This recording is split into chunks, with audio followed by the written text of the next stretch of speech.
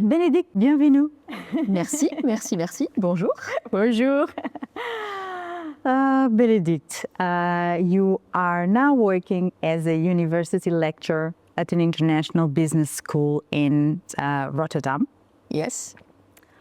And before that, you had quite an international career. You moved from France to Luxembourg, to Germany first, from Germany to Luxembourg, and then from Luxembourg to the Netherlands. And in the Netherlands, you had a corporate career until, well, you exited corporate and you went to live in Asia. Yes. As an expatriate, you lived in Thailand, yeah, right? For 2 years. For 2 years. Then you came back to the Netherlands and you have re-entered the corporate world. Mm-hmm. And you had a position in a corporation as a regional customer services manager, managing a team. Mm-hmm. And you were enjoying your, you were working in that company. I was working. You were working in that company until your 8-year-old son asks you a question that really changed your career trajectory. So what was the question and why was it so important? Yeah, yes, exactly. Actually, it was like now 5 years ago. It was in May 2020, and back then I was working from home. Well, like everyone was also working from home. Back then it was COVID time, but yes, that particular morning I was working from home because it was also actually a Friday. It was supposed to be my free day, but as I also back then had the bad habit to work on my free days, I was still working, even if I should not have working, in a kind of corner upstairs in our home, because back then no one was really like ready to work from home. And I was working there, and suddenly my kids, who were downstairs in the kitchen doing homeschooling with my husband, came upstairs with some food, for a break, and look at me busy working, and suddenly just asking me out of the blue, I didn't expect this anyway, looking at me and say, "Maman, do you like your job?" And at that moment, I'm looking at him and I'm like, seriously? What is this? I look at him, I am totally unable to answer his question. My brain is getting totally crazy. And my brain is not ready for this. My brain doesn't want to hear that question. My brain is focusing on, we have to work, we have to work, we have to work. There are so many things to do. Not now, I'm not ready for that. So basically, I'm freezing in my brain, not able to answer anything. So I'm looking at him like, not being able to say any sounds. And gently, he was eight years and a half back then, so sweet, put his hand on my shoulder and telling me, "Maman, it's okay because it's good what you're doing. You bring food to the people." And as he says this, he leaves the room and closes the door. And I'm left behind. I'm left behind with that question, "Do you like your job?" And believe me, I was fearing that question for years, for all of my career, actually, basically. I was fearing it every time. Every time I would see my manager in the different position I had in the different countries I was working. Every time, whenever we had our weekly meeting, monthly meeting, appraisal, performance review, I would always fear that unique question, "Do you like your job?" And it never came, which back then I was like, "Whew, nice. No one asked me." So yeah, but now it came. So I had to answer it.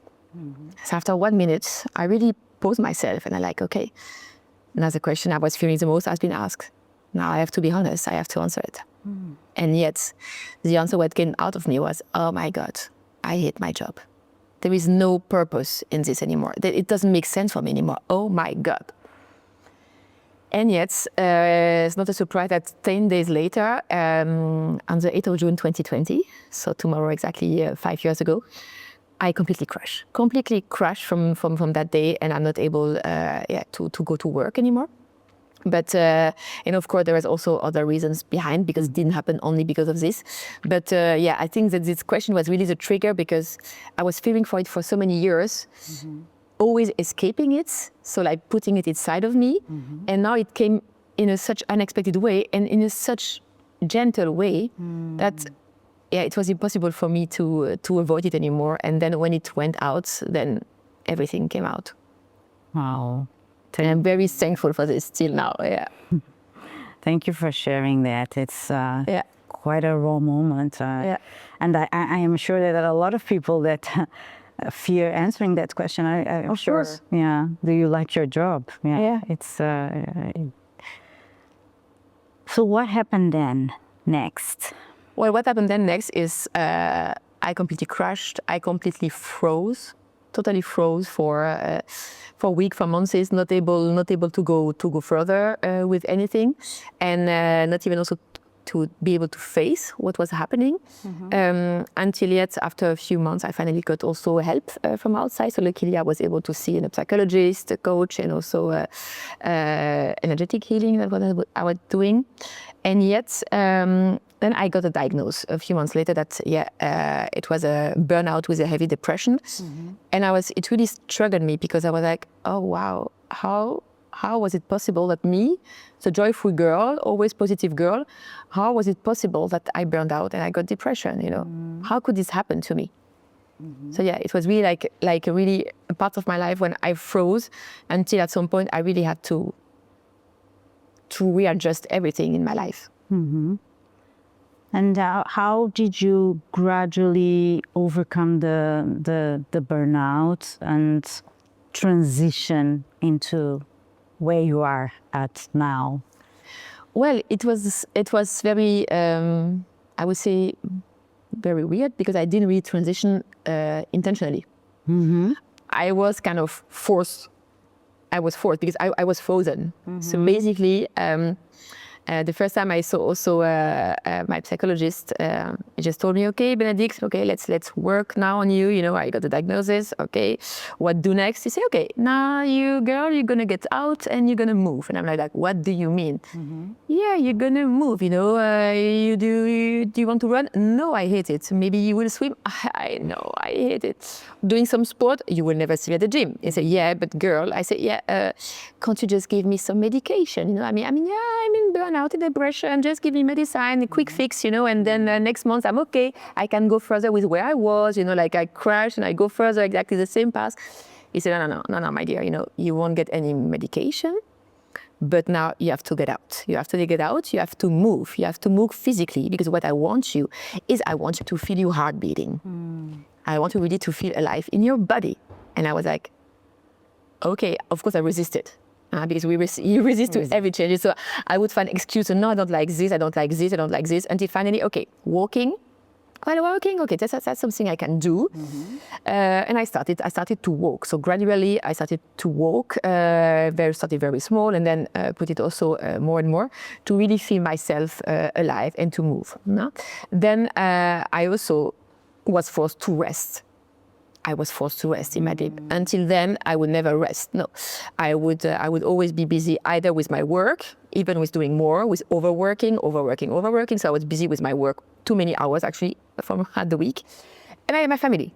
And I would rest maybe on a Sunday evening if I would have time. If everything would have been done, maybe I could rest, but otherwise, no. The way also I was raised. Huh? And yet I was forced to rest. And I was like, but what am I supposed to do? I didn't know what to do when I would rest. But okay, I was also forced to do it. I was even forced to record it. So I kind of, okay. And then I started to find nice activity that I would like, that I did. I started with coloring, doing mandala colors, because of course I like colors, as you can see. So I was like, okay, then at least I like colors, let's color it. And then as I was also then in burnout, and it's not called a burnout for nothing, my brain was really completely burnt out, and my brain was like a mashed potato. So I was not really able to think correctly, to analyze things correctly. So I knew like, okay, like an old computer that is full of unnecessary programs. Well, you have to just reprogram it and to update it. Huh? So I had to get rid of old programs. And for this also meditation helped me. That's also how meditation came to my life. In the beginning, it was very hard because I didn't want to let anything go. So I was like not very focused, I would say. And then because I used to be a perfectionist, I would also tell myself, Bénédicte, you see, you failed again. You didn't focus. Okay, so meditation is not something for you, but I really kept on doing it. And then I could slowly but surely see the benefit. I was like, wow, that's cool, because now I'm getting more space in my head, you know, like now my head is getting also less busy, less, more quiet, which is nice, because as soon as my head got quiet, more quiet, I would have, as on a phone or a computer, not some space left to do something else. And then I started to say, okay, now I have to learn new things. First, I started to learn new things about me and the others around me. And then starting to learn new skills. But what should I learn? I didn't know exactly where to go. I had no clue. But I was curious. I was really curious to see and to know what happened here when I burned out and I got depression. How was it possible? So I said, okay, let's try and take some classes on the brain, you know. And then I really got crazy on taking class on the brain. You know, how does it work with neuroscience and neuroplasticity? How does it work? That okay, we can learn at every age, and yeah, we are building neuronal pathway, and everything is possible. We can do it, and this way I really started to move. I had to find kind of a balance between and moving physically, which really helped me, and taking some breaks, some rest to get rid of my old way of being. And in the meanwhile, learning new skills, which was replace it. And then from that moment, I was on the go. I was moving, and the ball was rolling. Oh, wow. And then from that moment, what were the steps that led you to education? I was on the go, but I had no clue where to go. I was just moving. I was moving, but I didn't know where to move to. But I was moving. And then at some point I was like, okay, I love to speak my foreign languages. I'm French, living in the Netherlands, speaking English and German fluently. I really knew, okay, language is my passion, so I will do something with my languages. Okay, and now that I'm learning so many things and I'm discovering it and I like it, okay, something with language and with learning. Okay, then education came like kind of natural way to my path. And yet, I thought, okay, let's just try and go into education, but in an international environment. That's why I also applied to international schools. That's how it come to my path. And how is your day-to-day now, as opposed to in the corporate world? Tell me a little bit about your... Yeah, well, I'm teaching now different things. Well, before I reach that, maybe also important to know that, yeah, when I started to apply at education, well, my biggest challenge was that I got rejected. Because yes, I was going into a totally new field, and I had no experience yet in teaching. So yeah, like I was on the go. I felt like, okay, there's something in for me. Let's apply. And yet I got rejected. Oh my God, that was very, very painful. Because yeah, we think like we want to, whenever we want to transition, we want to go from A to B, but whenever we try at B, we get rejected. But I really still felt like, okay, there is still something there for me, you know. So once I got rejected the first time, it was very, very painful. The second time, very, very painful. After 5 or 6 times, different schools, well, you get used to it. You're like, okay, not this time, but let's keep doing this way, you know. And at some point, yes, you know, I finally entered the schools. That's why also, first of my advice also, whenever really you feel like it's something for you, don't stop just by the first rejection you get. And now indeed, so I was hired first mainly to teach my own native language, so teach French. But now I'm also teaching some of the, what we call them, soft skills. So I'm teaching intercultural competencies, also sharing my experience of me being a French lady, living abroad for the majority of my own life now, after having lived in different countries for so many years. And also I'm also a mentor and a coach for a group of students who also wants to go the extra mile in their study, but also in their professional life. So I'm also coaching in our honors program. And my day is like never the same. I'm navigating between all of those, and I'm just loving it. It's really cool. Yeah. Because you mentioned the advice, which is, I think it's so valuable. If you get rejected, just continue, right? Don't see it as a defeat, just continue. what are there some transferable skills that you are using now as a lecturer that you were using that came from your previous role, and any suggestion or any tip for someone who is actually changing industry in terms of the skills that they can use? Yeah, of course. For me, first at the beginning, I did it completely wrong. Because I would then transition, I wanted really to completely forget everything I had learned before. I said, no, that was me before. I don't want to be that person anymore. So I wanted to start from zero again, which was wrong because at some point, well, what I was there, it was very useful. But I really had to first start to embrace what I had learned, for what it was, for the goodness it brought me and for the experience it brought me, to be able to also to use those skills now at school. And of course, because I'm working at a business school, of course my business experience is very valuable to the student. I can always give them nice memories of nice experience of how this happened to my life. So, and really brings this more into practice into their life, which is also very nice for the student to be able to live with us. So it's not only from the books, but also from our own experience. And yes, those skills, they are very valuable. Yeah. And especially having worked in customer service for years, doing a task for a second time or a third time, for me, I'm just so used to it. And now when I see the student saying after one time, but madam, I tried once, I say, oh, only once. My dears, try second time and a third time, you know. And for me, it's just like so normal that this way, yeah, we also get better. And it's so interesting to see you talking about both experiences and both roles, because when you are talking about your experience in education, your face lightens up. So it's Tell me some things that you love, specific things or interactions with your students. Tell me a little bit about the day-to-day. Well, what I love the most is just also meeting them and, of course, mentoring or coaching them to try to get the best out of them, because they are between 17 and 22, and basically they are such a really important part of their life. And I'm always telling them, oh my God, ladies and gentlemen, if I would have those talks, you know, like 20 years earlier, it would have prevented me to go where I went when I was 42, you know. So if you can win 20 years of your life by not making the same mistakes as I did, well, that would be my greatest gift, you know, to give you really some tools, also some mindset. And seeing them also changing, seeing them making their own experience, but seeing them failing and bringing them back to shape. I really love to bring them through their years at our school, and I love to see them growing in this way. It's amazing. Would you, knowing now what you know today, would you have answered the question, do you like your job, earlier, or? If I would now I love my job, so that's the thing. That's now I can really say to everyone, of course I love what I'm doing, and the students that directly feel it.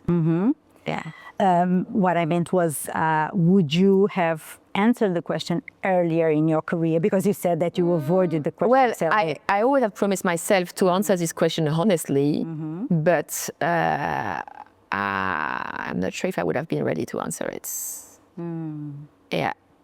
So that's why it's a tricky one. I mean, and maybe because I was fearing it always in a specific way, of course, it came through another way.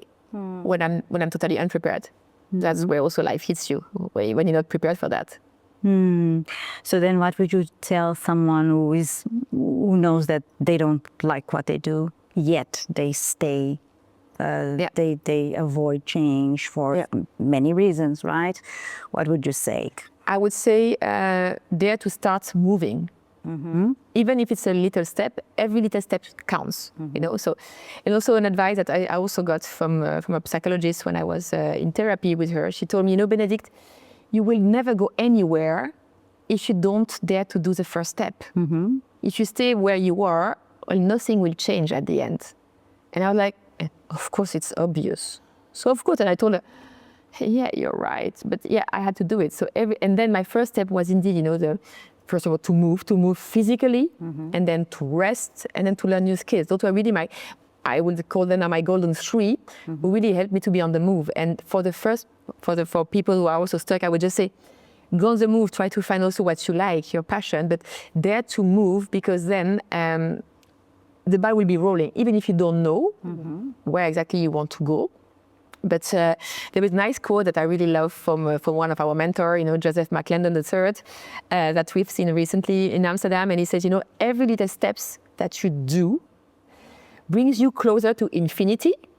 And infinity may be very vague for a majority of people, but brings you closer to your goal, your objective. But yeah, okay. And if you don't know what is your goal of your objective, well, it's okay, because the most important part is every little steps that you're doing brings you not only closer to your goal, but of course, further away from zero, from where you started. And that's the main takeaway. It's really every little steps brings you already further, already somewhere else than where you were. And for me, that was really, I think, the key element to be on the go. Because then, when I was on the go, as I mentioned, I didn't know where I wanted to go. But then it happened. It happened. And do you know where you want to go now? I'm so happy with where I'm now. Yeah. I'm really there. I'm really nice. And now I really know that I am exactly where I'm supposed to be. That's really cool. Yeah. Wow. And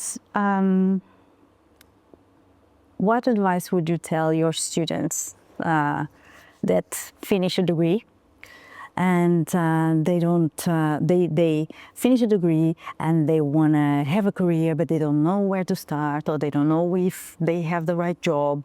What would you tell them, or what do you tell them? I always tell them, whenever they say, yeah, but madam, they request that skills or whatever, I don't have it. I said, no, I don't want to hear that answer. You don't have that skill yet. Yeah, and that's a big difference.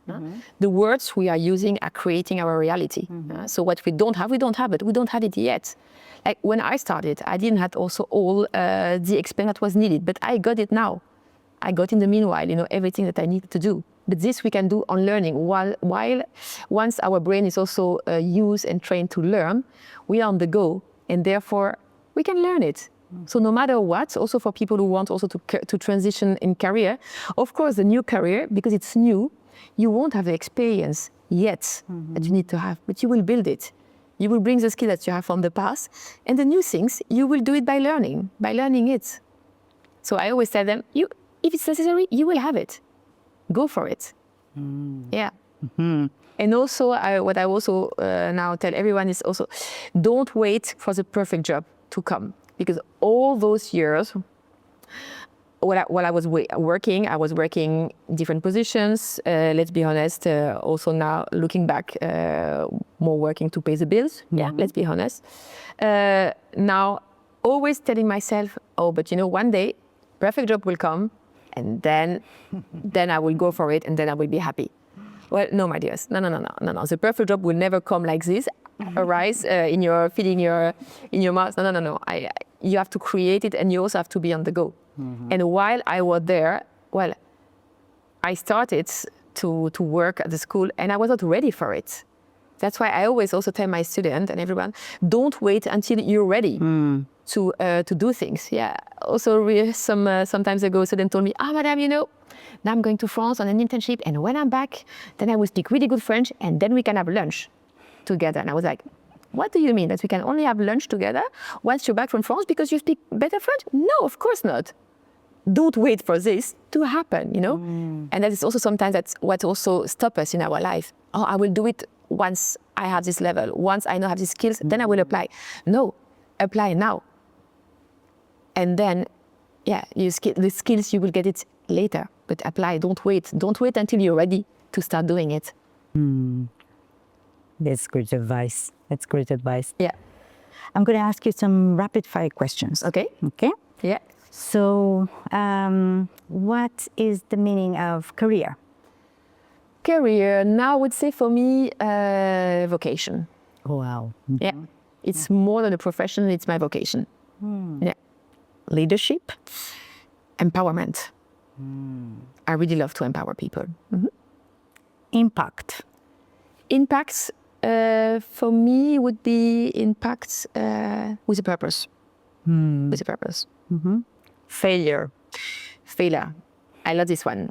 if I may say a few words, failure is an acronym for fail, which I heard from my son, who got it from one of his teachers. Failure is the first attempt in learning. And I love this. Yes. Legacy. Legacy, it will be also purpose and community. Yeah, because you give your legacy to a community, to people after you. Bénédicte, is there anything that I haven't asked you that you think is going to be relevant for some mid-career professionals that are in transition to hear?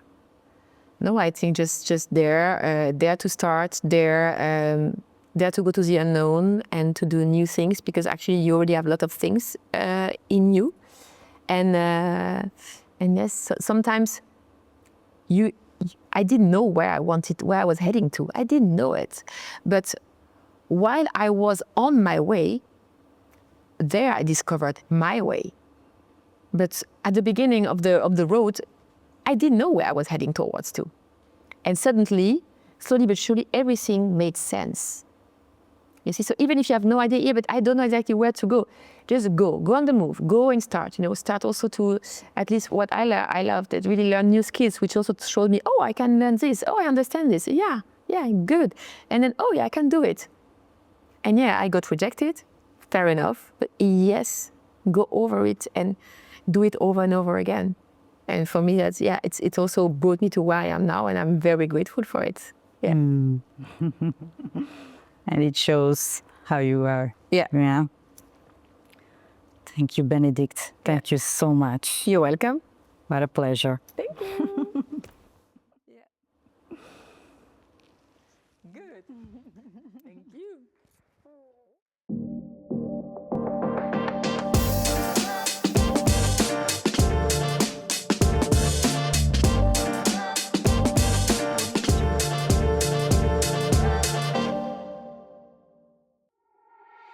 I hope you have enjoyed today's career conversations, and may they inspire you to align with what you value, choose what you consider meaningful, and thrive at what you do.